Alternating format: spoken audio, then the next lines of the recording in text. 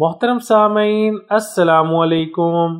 گرم مسالہ استعمال کرنے کا صحیح طریقہ۔ کھانے میں گرم مسالہ نہ ڈالیں تو کھانے کا مزہ نہیں آتا، اور ہم میں سے اکثر لوگ تو بھر بھر کر گرم مسالہ استعمال کرتے ہیں، جس کی وجہ یہ ہے کہ گرم مسالہ ہمارے کھانوں میں جان ڈال دیتا ہے اور ان کا ذائقہ بڑھ جاتا ہے، لیکن عموماً گھروں میں خواتین گرم مسالے کو کھانے میں پیس کر استعمال کرتی ہیں۔ بہرحال آج میگزین ٹوٹکے سے جانیں کہ کیسے گرم مسالے کو استعمال کرنے سے کیا نقصان ہو سکتا ہے اور اس کے استعمال کا صحیح طریقہ کیا ہے۔ نقصانات۔ گرم مسالے کو پیس کر ڈالنے سے ایک نقصان یہ بھی ہوتا ہے کہ اس سے ہمارے کھانوں کا رنگ کالا پڑ جاتا ہے، حلق زیادہ جلنے کی شکایت ہو جاتی ہے، معدے میں تیزابیت بڑھ جاتی ہے۔ استعمال کیسے کریں؟ کھانا بنانے کے دوران گرم مسالہ نہیں ڈالیں، بلکہ پلیٹ سرو کرتے ہوئے ڈالیں۔